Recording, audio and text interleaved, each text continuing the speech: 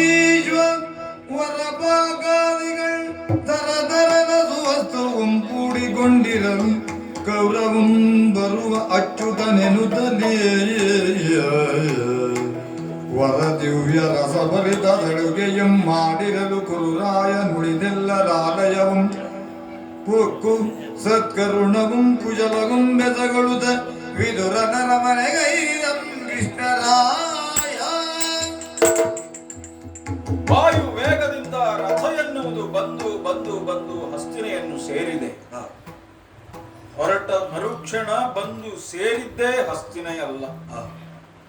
ಮಾರ್ಗ ಮಧ್ಯದಲ್ಲಿ ಸಿಕ್ಕಂತಹ ಋಷ್ಯಾಶ್ರಮಗಳನ್ನೆಲ್ಲ ಹೊಕ್ಕು ಹೊರಟವನ. ಯಾಕೆಂದ್ರೆ ಈ ಪೃಥ್ವಿಯಲ್ಲಿ ಸಕಾಲಕ್ಕೆ ಮಳೆ ಬೆಳೆ ಎನ್ನುವುದು ಆಗಬೇಕಾದರೆ ಈ ಋಷಿಗಳೆಲ್ಲ ಕಾರಣೀಕರ್ತರು. ದೇವತೆಗಳಿಗೆ ಆಹಾರವಾದಂತಹ ಹವಿಸ್ಸುಗಳನ್ನು ಯಜ್ಞದ ಮುಖೇನ ನೀಡಿ ಈ ಜಗತ್ತಿನಲ್ಲಿ ಆಹಾರ ಸಮೃದ್ಧಿ ಎನ್ನುವುದು ಇರುವಂತೆ ಕಾಪಿಡುವವರವರು. ಅವರನ್ನೆಲ್ಲ ಕಂಡು ಅವರೆಲ್ಲರ ಆಶೀರ್ವಾದವನ್ನು ಪಡೆದೇ ಹಸ್ತಿನೆಗೆ ಹೋಗಬೇಕೆಂಬುದು ನನ್ನ ಇಚ್ಛೆ. ಆದರೆ ನಾನು ಅವರ ಮನೆಯನ್ನು ಹೊಕ್ಕು ಅವರ ಸತ್ಕಾರವನ್ನು ಸ್ವೀಕರಿಸಿ ಹೊರಡುವಾಗ ಅವರೂ ನನ್ನ ಬೆನ್ನು ಬಿಡಲಿಲ್ಲ. ಕಣ್ವರು, ನಾರದರು, ಪರಶುರಾಮರು, ಸತ್ಯವ್ರತನೇ ಮೊದಲಾದಂತಹ ಎಲ್ಲ ಋಷಿ ಸಮೂಹ ನನ್ನ ಬೆನ್ನಿಗೆ ಬಂತಲ್ಲ. ಯಾಕೆ ಸ್ವಾಮಿ ನಿಮ್ಮ ಅಗತ್ಯ ಅಲ್ಲಿ ಅಂತ ಕೇಳಿದರೆ, ನೀನು ಹೊರಟದ್ದು ಸಂಧಿಗಾಗಿ ಕೃಷ್ಣ. ಆ ಸಂಧಿ ಯಾರಿಗಾಗಿ? ಧರ್ಮರಾಯನಿಗಾಗಿ. ಧರ್ಮ ಎನ್ನುವುದು ಧರ್ಮರಾಯನಲ್ಲಿ ಸ್ಥಿರವಾಗಿರುವಾಗ ಧರ್ಮ ಕಾರ್ಯದಲ್ಲಿ ನಮ್ಮದಾದಂತಹ ಕೈಂಕರ್ಯವನ್ನು ನಡೆಸುವುದಕ್ಕೆ ಇದೊಂದು ಅವಕಾಶ.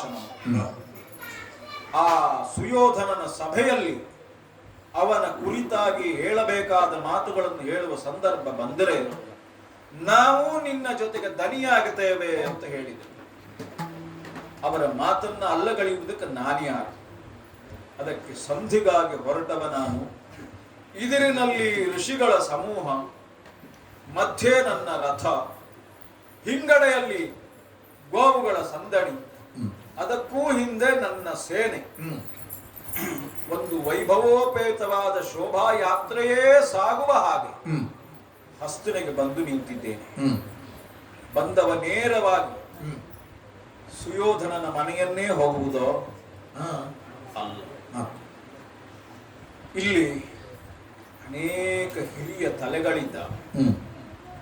ಅವರೆಲ್ಲ ಸುಯೋಧನನ್ನು ಓಲೈಸುವುದಕ್ಕೂ ಆಗದೆ ಬಿಡುವುದಕ್ಕೂ ಆಗದೆ ಉಭಯ ಸಂಕಟದಲ್ಲಿ ನರಳುತ್ತಿರುವವರು. ಭೀಷ್ಮರು, ದ್ರೋಣರು, ಕೃಪರು ಮುಂತಾದ ಹಿರಿಯರು. ಅವರಿಗೆಲ್ಲ ನಾನು ಬರ್ತೇನೆ ಎನ್ನುವ ಸುದ್ದಿ ಮುಟ್ಟಿದೆ. ಚಕ್ರವರ್ತಿಯ ಮನೆಗೊಬ್ಬ ಅತಿಥಿ ಬರ್ತಾನೆ ಅಂತಾದ್ರೆ ಸುದ್ದಿ ಮುಂಜಾಗ್ರತೆಯಾಗಿ ತಲುಪದೇ ಇರುತ್ತದ?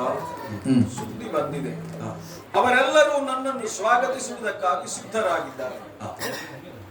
ಭೀಷ್ಮರ ಮನೆಯನ್ನು ಹೊಕ್ಕಿದ್ದೇನೆ, ದ್ರೋಣ ಕೃಪರ ಮನೆಯನ್ನು ಹೊಕ್ಕಿದ್ದೇನೆ, ಅವರ ಆರೋಗ್ಯ ಕುಶಲೋಪರಿಯನ್ನು ವಿಚಾರಿಸಿದ್ದೇನೆ. ಇವರ ಮನೆಯನ್ನು ಹೋಗುವಾಗ ನನಗೆ ತಿಳಿದು ಬಂದ ವಿಷಯ, ದುಶ್ಯಾಸನನ ಮನೆಯನ್ನು ನನ್ನ ವಸತಿಗೆಂದು ಸುಯೋಧನ ಸಿದ್ಧಪಡಿಸಿದ್ದಾನೆ. ಅಲ್ಲಿ ಷಡ್ರಸೋಪೇತವಾದ ಭೋಜನ ನನಗಾಗಿ ಸಿದ್ಧವಾಗುತ್ತಿದೆ. ಸ್ವತಃಕ್ಕೆ ಸುಯೋಧನನು ಕೃಷ್ಣ ತನ್ನ ಮನೆಗೆ ಬಂದಾನು ಅಂತ ಅಡುಗೆಯನ್ನು ಮಾಡಿಕೊಂಡು ಕಾಯ್ತಾ ಇದ್ದಾನೆ. ನೋಡಿ, ನಾನು ಈ ಹಸ್ತಿನೆಗೆ ಒಂದರ್ಥದಲ್ಲಿ ವೈರಿ, ಇನ್ನೊಂದು ಅರ್ಥದಲ್ಲಿ ಬಂಧು. ನಮ್ಮದ್ದೇ ಮನೆಯ ಮಗಳನ್ನಲ್ಲವೇ ಇಲ್ಲಿಗೆ ಕೊಟ್ಟಿದ್ದು. ಇವರೆಲ್ಲರೂ ನಾನು ಬರ್ತೇನೆ ಅಂತಾದ್ರೂ ಊಟಕ್ಕೆ ಸಿದ್ಧ ಮಾಡಿಕೊಂಡು ಕಾಯುವುದು ಅತ್ಯಂತ ಸಹಜ.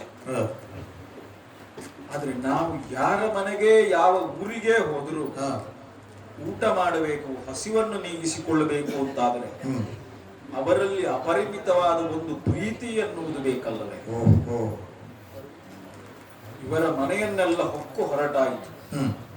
ಆದರೆ ನಾನು ಪ್ರೀತಿಯಿಂದ ಹೋಗಬೇಕಾದ ಮನೆ ಬೇರೊಂದಿದೆ. ಅದೀ ಹಸ್ತಿನಾವತಿಯ ಸಚಿವಾಗ್ರೇಸರನಾದಂತಹ ವಿದುರನ ಮನೆ. ಎಲ್ಲರ ಮನೆಯನ್ನು ಹೊಕ್ಕು ಹೊರಟೆ. ಇನ್ನು ತಡ ಮಾಡುವುದಲ್ಲ, ನೇರವಾಗಿ